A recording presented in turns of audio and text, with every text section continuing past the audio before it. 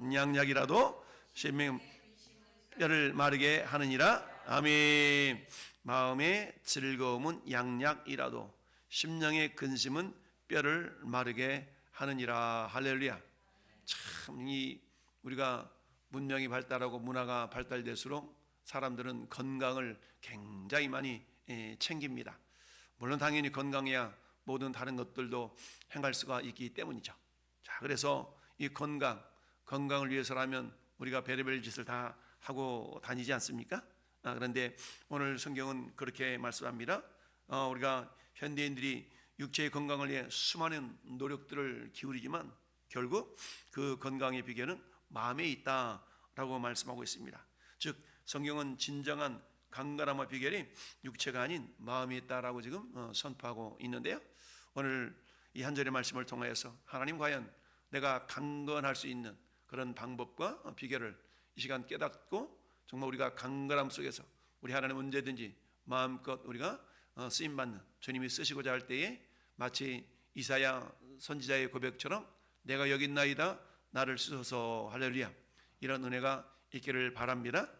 자, 그리고 우리 속사람이 강건해야 된다. 속사람이 강건해야 외적인 모습도 강건할 수가 있죠.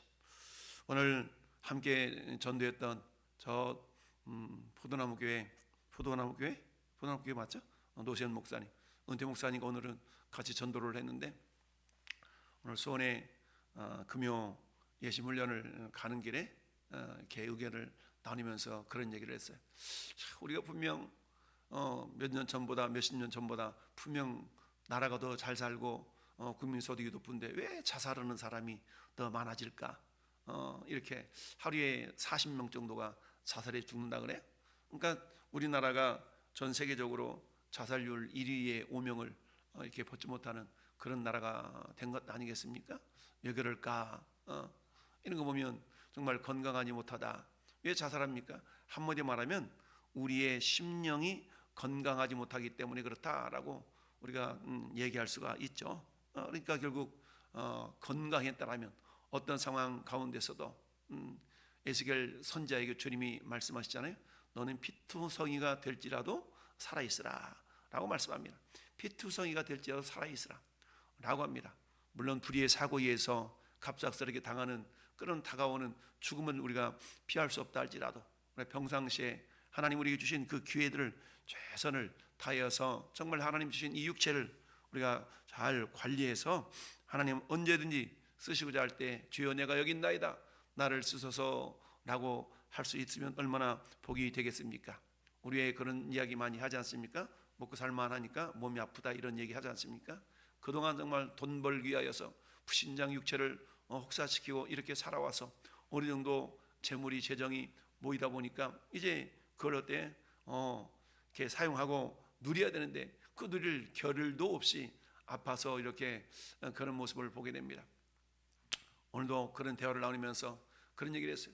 참 어떤 분이 정말 돈도 많고 그러는데 건강이 안 좋으니까 아무리 영광을 드려도 건강이 안 좋으니까 나가서 누릴 새가 없이 그렇게 골골하는 모습을 보고 있다라고 그렇게 말씀도 나눴는데요. 어쨌든 저는 여러분 삶이 건강해서 하나님께서 먹든지 마시든지 무엇을 하든지 하나님의 영광을 위해 하라라고 그랬지 않습니까? 우리가 건강해야 되는 이유도 왜 그래요? 하나님의 영광을 위하여서 건강해야 될 줄로 믿습니다. 그래서 건강도 하나님 우리에게 주신 그 놀라운 은혜일지인데 은혜를 잘 관리할 책임도 우리에게 있습니다. 한 절 말씀을 본다 그러면 마음의 즐거움은 양약이다. 양약은 좋은 약이라는 얘기 아니겠습니까? 보약이라는 얘기죠. 그러니까 즐거워. 성경은 사도 바울이 데살로니가 교회를 통하여서 그래서 뭐라고 그랬어요? 항상 기뻐하라. 항상 기뻐하라. 그래서 항상 기뻐하라. 마음의 즐거움은 여러분 어떻게 항상 기뻐할 수 있겠습니까? 근데 내 힘으로 기뻐할 수는 없지만 성령이 도우시는 힘으로 성령이 공급하실 힘으로는 기뻐할 수가 있겠죠. 그래서 오직 성령의 열매는 사랑과 그 다음에 희락과 그렇죠? 사랑과 희락과 기뻐할 수 있는 것은 오 이 기쁨 주님 주신 거, 오 이 기쁨 주님 주신 거. 그러니까 세상의 조건적인 기쁨이라는 것은 그야말로 한시적으로는 조건적인 기쁨이 있을 수가 있죠. 한식으로는 기뻐할 수가 있습니다. 그러나 끊어지지 않는 즐거움이라는 것은 성령님이 내 주위에 계시면서 성령이 충만한 열매로 나타나는 그 즐거움, 그 기쁨이라는 것은 어때요? 그야말로 양약이 될 수가 있다. 좋은 약이 될 수가 있는 것이죠. 그와 반면에 심령의 근심은 뼈를 마르게 하느니라. 결국은 어떻습니까? 마음과 마음의 문제, 마음과 심령의 문제다라는 것을 우리에게 말씀해 주고 있습니다. 참 얼마나 그야말로 강하면 심령의 근심이 생명의 근원인 뼈를 녹이는 어떤 그런 독이라고 경고를 할까요? 왜 그러잖아요. 나이가 들면 골다공증이라는 게 있잖아요. 골다공증. 그래서 골다공증 좀 해소해 보려고 사람들이, 어떤 사람은 정말 뼈 주사도 맞기도 하고, 어떤 분은 칼슘이 우유에 많이 들어있다고 막 칼슘 우유를 많이 잡수시는 분들도 계시고, 이렇게 다양한 조치들을 해보지만, 그러나 우리가 그렇게 해서 뼈가 어느 정도 건강해질 수는 있겠지만, 그러나 오늘 말씀에 있는 것처럼 심령의 근심, 즉 근심을 떨쳐버리지 못한다면 아무리 칼슘, 철분제 이런 걸 섭취한다 할지라도 그야말로 어때요? 뼈를 마르게 하는 일을 멈추게 할 수는 없을 것이다 라고 말씀하고 있습니다. 그렇습니다. 마음의 즐거움이라는 것은 그냥 좋은 게 좋은 거 아니겠어? 라고 말하는 낙천주의를 말씀하는 것은 아닙니다. 왜 성격 자체가 굉장히 낙천적인 그런 사람이 있잖아요. 물론 이 사람은 그렇지 않은 사람에 비해서 좀 더 건강할 수 있는 가능성이 있습니다. 그러나 그것은 그 낙천적인 성격조차도 하나님이 주셔야만 된다라는 얘기입니다. 자, 오직 우리 죄를 대속하시고 그야말로 부활하신 예수 그리스도 안에 있을 때만 진정한 즐거움이 있을 수가 있다는 것을 우리는 알아야 됩니다. 자, 오늘 몇 가지를 우리가 묵상해 보는데요. 첫 번째, 그야말로 죄의 근심. 이 근심이라는 것은 한마디로 하면 죄의 열매거든요. 그러니까 죄 때문에 오는 그런 내용들에 의한 근심거리가 많은데, 그러면 어때요? 이 마음의 즐거움을 회복하기 위해서는 뭐니 해도 따라서 사죄의 확신. 그렇습니다. 우리 죄가 사함받았다는 사죄의 확신이 주는 즐거움을 누려야 됩니다. 여러분, 요즘 뭐 뉴스들을 보면은 어떤 사람이 죄를 저질러 가지고 뭐 몇 년을 선고받았나는 등 이런 얘기들이 많이 있지 않습니까? 그러니까 뭔가 죄를 저지르면 죄에 대한 대가가 반드시 있죠. 죄에 대한 대가가 있어요. 그래서 어떤 사람은 당신은 몇 년형을 구형받았다고, 검사가 이 사람한테는 이런 죄가 있으니까 적어도 3년은 이 감옥에 가서 교정을 받아야 됩니다 라고 구형을 내리면, 판사가 이 검사의 구형을 듣고 어때요? 그 정도면 되겠습니다 라고 한다든가 좀 더 감형을 한다든가, 아니면 오히려 좀 더 추가를 한다든가, 이렇게 해서 판결을 내리게 되죠. 그러면 어떻습니까?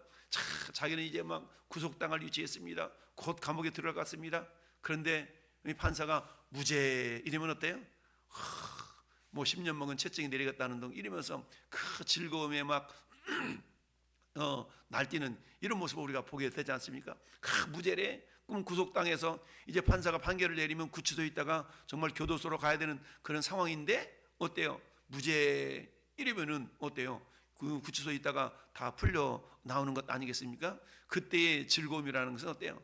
그야말로 경험해보지 못한 사람은 온전하게 그 기쁨을 누릴 수가 없겠지만, 그러나 우리는 어때요? 텔레비전 화면을 통해서 그런 사람들의 기쁨을 표현하는 것들을 막 보게 되지 않습니까? 막 그야말로 도살장에 끌려가는 듯한 그런 표정을 짓다가도 무죄 이렇게 선고가 나면 막 좋아가지고 날뛰는 것들을 우리가 많이 보게 됩니다. 그런데 어떻습니까? 사법 체계를 완전히 또 바꿔가지고 3심제인 헌법에서 이야기하고 있는 3심제도 부족하다 싶어갖고 이제 뭐 4심제를 만드는 등 이러다 보면 어떻게 되겠습니까?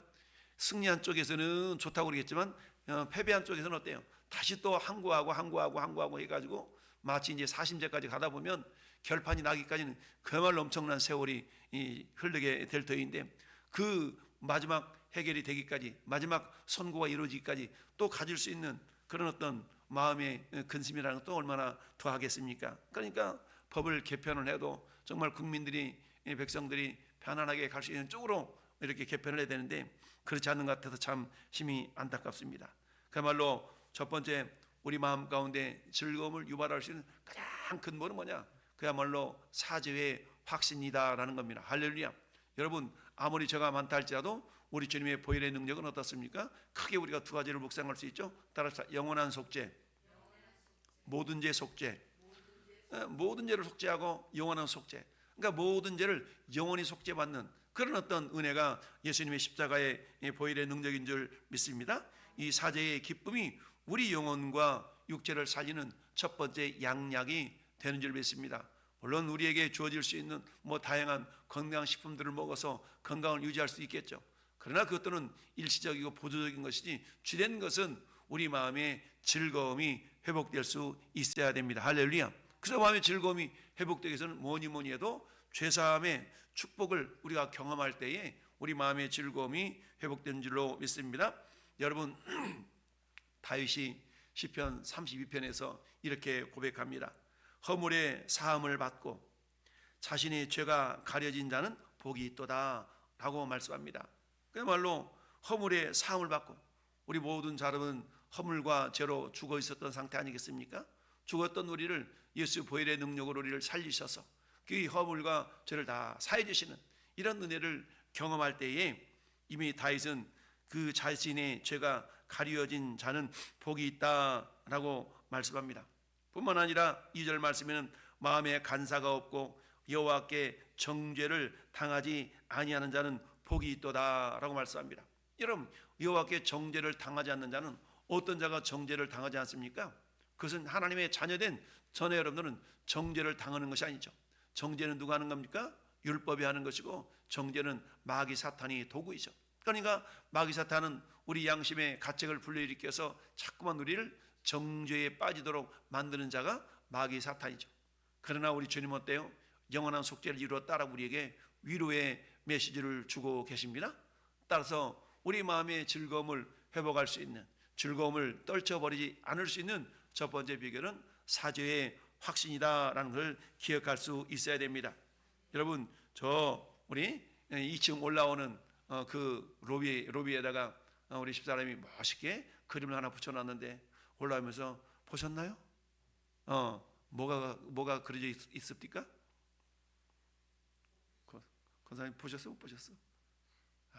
겸손한 사람들은 못 보고 올라와. 왜? 겸손한 고개만 숙이고 올라오니까 못 봐. 거기에 고난주간을 맞이해서 예수님 십자가 치신, 십자가 지고 골고다 언덕길을 걸어가는 그 그림과 오늘 이사야 53장 5절의 말씀을 정원하세요. 이사야 53장 5절 말씀은 뭡니까? 그가 채찍에 맞음으로 우리는 남을 받았다라는 그런 핵심적인 말씀이 있죠. 그가 찔린 우리 허물 때문이요, 그가 고난을 받음 우리가 남을 누리고, 할렐루야, 채찍에 맞음으로 우리가 남을 얻었다 라는 어떤 그런 5절 말씀을 이렇게 적어놨는데요, 이처럼 우리가 나음을 얻을 수 있는 이유는 뭐냐? 예수님이 이미 채찍에 맞으셔서 다 저주를 받으셨기 때문에 우리가 받아야 될 저주를 주님이 대신 다 받으신 것이죠. 그래서 우리는 어떻습니까? 이미 주님이 저주 받았기 때문에 우리는 나음을 입을 수 있는 권세가 우리에게 주어진 줄 믿습니다. 그래서 마귀 사탄이 우리를 정죄하려고 할 때마다 우리는 어때요? 예수님의 십자가를 주장하면서 그렇다 어쩔래? 그렇지만 그것마저도 우리 주님의 보혈로 나는 죄사함 받았다, 나는 더 이상 정죄받지 않는다라고 로마서 8장 1절의 말씀처럼, 그러므로 이제 그리스도 예수 안에 있는 자에게는 결코 정죄함이 없다라고 고백하고 있지 않습니까? 그렇습니다. 19세기 영국의 그야말로 위대한 윌리엄 쿠퍼라는 분은 심한 우울증과 죄책감에 시달리게 되었어요. 그런데 이분이 성경을 읽다가 로마서 3장 25절을 읽으면서 로마서 3장 25절을 펴보세요. 로마서 3장 25절을 읽다가 그야말로 자유함을 얻게 되는데요, 로마서 3장 25절 시작. 이 예수를 하나님이 그의 피로써 믿음으로 말미암는 화목제물로 세우셨으니 이는 하나님께서 길이 참으시는 중에 전에 지은 죄를 간과하심으로 자기의 의로우심을 나타내려 하심이니. 아멘. 전에 지은 죄를 뭐예요? 간과하셨다, 그냥 넘기셨다는 얘기죠. 넘기셨어.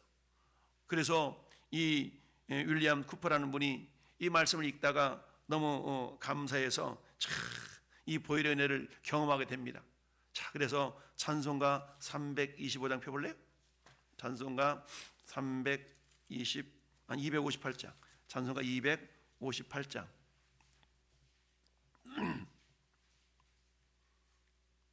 258장. 제목이 뭐예요? 그렇죠? 샘물과 같은 보혈. 1절만 읽어보면 샘물과 같은 보혈은 주님의 피로다. 보혈의 죄를 씻으면 정하게 되겠네. 정하게 되겠네. 정하게 되겠네. 보혈의 죄를 씻으면 정하게 되겠네. 아멘. 28장 258하고 그 밑에 보면 영어로 W 쿠퍼 1771 이렇게 적혀 있죠.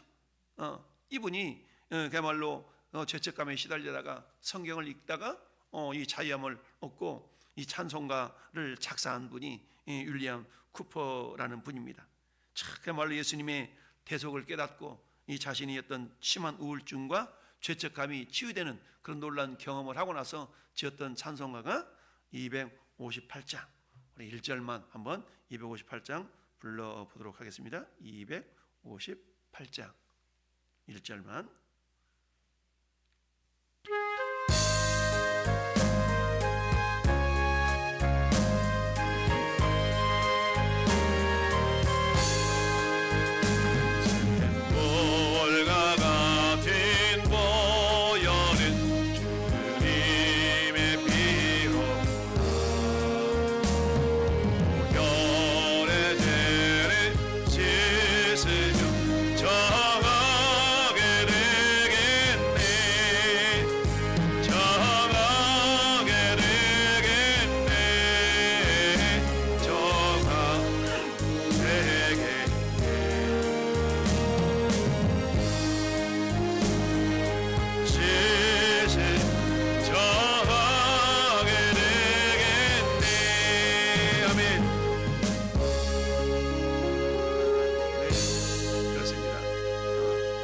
이처럼 우리를 그야말로 죄책감에 시달리게 하고 이런 마귀 사탄의 괴계를 우리가 물리쳐 이길 수 있는 무기는 다른 게 아니거든요.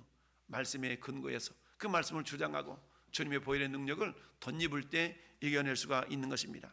그래서 첫 번째 뭐니 해도 죄 사함의 놀라운 은혜를 우리가 잊지 않는 것, 기억하는 것이 우리 마음의 정말 강건함을 유지시키고 즐거움을 회복할 수 있는 첫 번째 비결인 줄 믿습니다. 두 번째는 오늘 마음의 즐거움을 양약으로 느낄 수 있는 그런 두 번째 요소는 뭐냐? 뭐니 해도 따라합시다. 임마누엘 평강. 그렇죠? 임마누엘 평강입니다. 제가 자주 아기 여본 엄마 품에 있는 아기의 비유를 얘기하지 않습니까?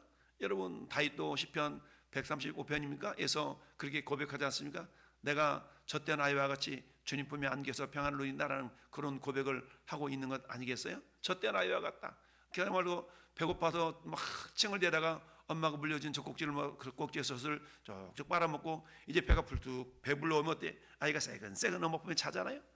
그 어떤 그 평안함, 이 평안함을 알 수가 있는 거잖아요. 그 아기는 어때요? 엄마 품에서 그래 엄마가 나하고 같이 있지, 엄마가 나하고 같이 있어 라는 그런 걸 느끼기 때문에 평안함을 느낄 수가 있는 것처럼 이 즐거움의 두 번째는 뭐니 해도 임마누엘의 하나님의 함께하심을 우리가 잊지 않고 그런 어떤 평강을 수하는 것이다 라는 얘기입니다. 그래서 뼈를 마르게 하는 심령의 근심은 어때요? 장래에 대한 어떤 불안과 염려 때문에 오는 경우가 많죠. 우리가 그러잖아요. 100가지 걱정거리 가운데 실질적으로 나에게 일어날 가능성이 있는 것은 한두 가지 정도밖에 안 된다고 그러잖아요. 나머지 97개, 98개 이런 것들은 어때요? 일어날 수 없는 그런 일들이지 우리는 미리 막 그 염려를 땡겨서 가불해서 염려하기도 하고 이런 경우가 많이 있는데요.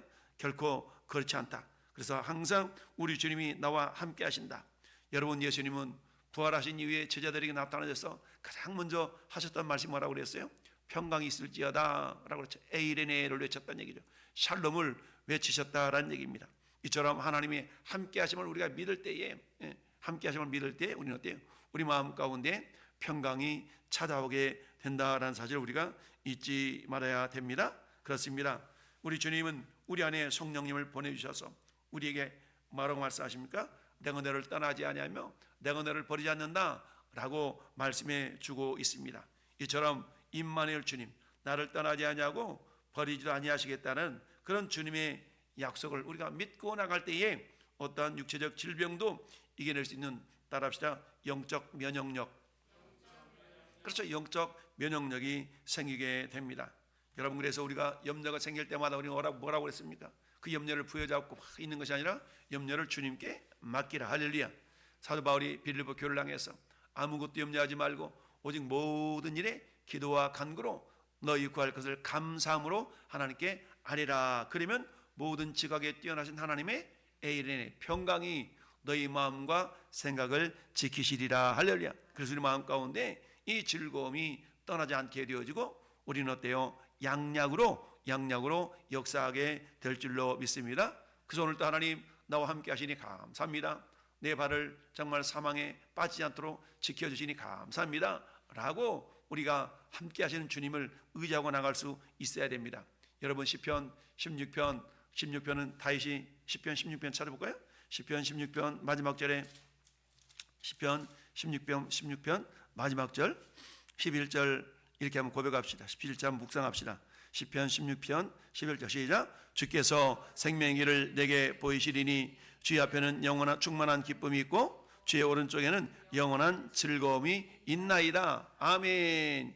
주께서 생명길을 내게 보이시리니, 이 말씀 뭡니까? 생명길을 내게 보이시리니, 앞서 행하시면서 따라와 이런 거 아니겠어요? 그러니까 임마를 하나님께서, 여러분 다윗이 경험했던 하나님은 앞서 행하시면서, 이 다윗은 어때요? 23편에서도 여호와는 나의 목자시니 그렇지 않습니까? 목자가 앞서서 양들을 이끌고 가는 이 모습, 오늘 16장 11절 말씀에도 주께서 생명길을 보이시리니 주의 앞에는 영원한 기쁨이, 충만한 기쁨이 있고 주 오른쪽에는 영원한 즐거움이 있나이다. 기쁨과 즐거움이 충만하다는 거 아니겠습니까? 얻을 때 임마누엘 주님을 우리가 잊지 않고 기억할 때에 그렇다라는 얘기입니다. 우리 주님은 요한복음 14장에서 이렇게 말씀합니다. 평안을 너희에게 끼치노니 곧 나의 평안을 너희에게 주노라. 그러면서 너희는 마음에 근심하지도 말라라고 말씀하고 있습니다. 여러분 우리가 위대한 종교개혁자 우리가 루터를 우리가 생각하고 있습니다. 마틴 루터가 극심한 박해와 과로로 그야말로 병이 들어가지고 낙심했을 때 그의 부인이었던 아내 카타리나 씨가 상복을 입고 나타났어. 상복을 입었다는 얘기는 누군가 죽어야 상복 입는 거잖아요. 그러면 나타나가지고 자기 남편에게 이렇게 외칩니다. 여보, 하나님이 죽으셨나요? 당신이 지금 마치 하나님이 죽은 것처럼 이러고 있으니까 이 부인이 상복을 입고 나타나서 여보, 하나님이 죽으셨나요? 이런 말 한마디에, 이 부인의 말 한마디에 마틴 루터가 힘을 얻어가지고 아니야, 하나님은 살아계셔 라고 대답하면서 벌떡 일어났다는 일화가 있습니다. 그러면서 하나님이 살아계신다는 그 믿음이 그의 뼈를 다시 견고했고 마침내 종교 개혁을 일으키는 그런 주인공이 되었다는 것을 우리가 보게 됩니다.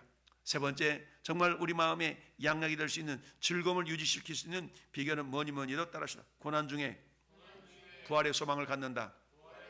그렇습니다. 부활의 소망을 갖는 것이죠. 여러분 고린도전서 15장이 부활장 아니겠습니까? 여러분 예수님은 그야말로 나사로 집에 가서 마리아와 마르다를 향해서 말씀하시지 않습니까? 나를 믿는 자는 죽어도 살겠고 무릇 살아서 나를 믿는 자는 영원히 죽지 아니하리니 네가 이것을 믿느냐? 아 그래, 마지막 날 그리 있을 줄 믿어요. 아니 지금 우리 주님의 역사하시면 지금도 나타날 수 있다는 거 아니겠어요? 결국 썩은 냄새는 나사로를 살리셨던 그 부활의 주님은 오늘도 우리가 썩은 냄새는 난 얘기 뭡니까? 인간적인 가능성, 회복의 가능성이 전혀 없는 상태 아니겠어요? 우리가 어때요? 그야말로 살아가 전혀 안 돼라는 그런 우리 수요예배 때에 그런 부정적인 그런 인간적인 한계 속에서 어떻게 그럴 수가 있대라고 비웃었지만 그 하나님은 어때요? 엘샤다이 하나님, 전능자 하나님께서 그 사례를 통해서 살아가 되게 하시고 마침 이삭을 그에게 선물로 주셨던 걸 우리가 보게 됩니다. 사람은 할 수 없지만 하나님은 그렇지 아니하니 하나님으로서는 다 하실 수 있느니라. 할렐루야. 이런 말씀을 기억하면서 뭐니도 우리가 하나님의 은혜를 이처럼 잊지 않고 죽어도 다시 산다는 부활의 소망이 있을 때 우리 마음 가운데 즐거움이 멈추지 않게 될 줄로 믿습니다. 그렇습니다. 참된 강건함이라는 것은 육체가 쇠약할 때 오히려 나타나야 된다. 여러분 다울과 실라가 복음을 전하다가 빌립보 감옥에 갇혔잖아요. 사도행전 16장에 그랬는데 바울과 실라가 감옥에 갇혔으면 낙심하고 실망하고 절망해서 하나님 이러기입니까? 내가 복음을 이렇게 열심히 전했는데 나에게 이럴 수 있어요? 라고 원망할 법도 한데 전혀 그렇지 않았어요. 여러분 수족의 발로 착고에 채인 채로 뭐 했어요? 예수님 찬양, 예수님 찬양. 이 주님을 찬양하는 그런 모습 소리에 어때요? 그야말로 옥문이 열리고 이런 일이 나타났던 거 아니겠습니까? 그러셨대요. 죄인들이 도망간 줄 알고 간수가 자결을 하려고 할 그때에 뭐라고 합니까? 사도 바울이 아니다, 우리 여기 있다, 몸을 해하지 말라.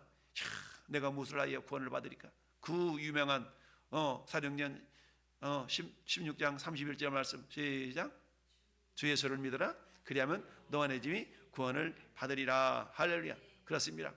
여러분, 왜 감옥에서 바울과 실라가 그야말로 수족이 착고에 갇혀 있으면서, 착고에 채 있음에도 불구하고 그렇게 찬송을 멈추지 않았을까요? 죽어도 다시는 나는 부활의 믿음과 소망이 있었기 때문인 줄 믿습니다. 그렇잖아요. 이 땅이 인생의 전부라 그러면, 이 땅이 인생의 전부고 끝나버려 라는 그런 생각으로 우리가 살아간다 그러면 얼마나 억울하겠습니까? 그러나 이 땅 인생의 전부가 아니라 우리에게는 반드시 영원한 천국, 영원한 하늘나라가 있음을 믿기 때문에 때로는 어려움과 역경이 있다 할지라도 그것을 능히 이겨내므로 말미암아서 우리 마음 가운데 즐거움이 사라지지 않게 될 줄로 믿습니다. 그렇습니다. 오늘 또 우리 주님 말씀하십니다. 우리 마음 가운데 고난 자체가 때로는 복은 아니지만, 그러나 그 안에서 만나는 하나님의 임재하심은 가장 강력한 양약이 된다라는 얘기를 우리에게 보여주고 있습니다. 오늘 마음의 즐거움은 양약이라도 심령의 근심은 뼈를 마르게 한다. 우리가 건강할 수 있는 비결, 물론 좋은 약 먹고 좋은 음식 먹고 그것도 좋은 우리 건강의 비결일 수가 있지만, 그것보다도 육체적인 방법보다는 영적으로 우리 먼저 영적으로 강건할 수 있어야 됩니다. 그래서 사도 요한 3서 2절에서 사랑하는 자여 내 영혼이 잘된 같이 범사가 잘되고 강건하기를 축복한다고 그랬지 않습니까? 그러니까 먼저가 뭡니까? 영혼. 왜 그래요? 우리는 영적인 존재이기 때문에 그렇습니다. 영혼이 잘되는 가운데에 우리 육체와 범사가 잘될 때에 균형을 이룰 수가 있다라는 사실입니다. 할렐루야. 오늘 우리가 세 가지를 살펴봤습니다. 첫 번째는 따릅시다. 사죄의 확신. 어떤 상황 속에도 영원한 속죄, 모든 죄를 사함받았다는 그런 사죄 확신이 있을 때 우리 마음 가운데 즐거움이 회복될 줄로 믿습니다. 두 번째는 어때요? 내가 너를 떠나지 않냐고 너를 버리지 않는다는 임마누엘의 확신. 할렐루야. 우리 주님 오늘도 우리에게 성령으로 우리 함께 하시면서 말씀하고 계십니다. 내가 너를 떠나지 않고 너를 버리지 않겠다라고 말씀합니다. 세 번째는 설령 우리가 이 땅 사는데 때로는 고난과 역경과 시련이 있을 수 있지만, 그러나 죽어도 다시 산다는 그 부활의 믿음을 가질 때 우리 마음의 즐거움이 다시 한번 회복될 줄로 믿습니다. 이 세 가지 확신을 가지고 우리 살아가는 자가 되어져서 정말 주님 오실 그날까지, 주님 오라 하시는 그날까지 우리가 강건하게 주님 주신 사명 잘 감당해서 주님께 영광 돌려드리는 우리 모든 성도들이 될 수 있기를 예수님의 이름으로 축원합니다. 아멘. 우리 아까 258장 한번 부르고 우리 같이 한번 기도하도록 하겠습니다.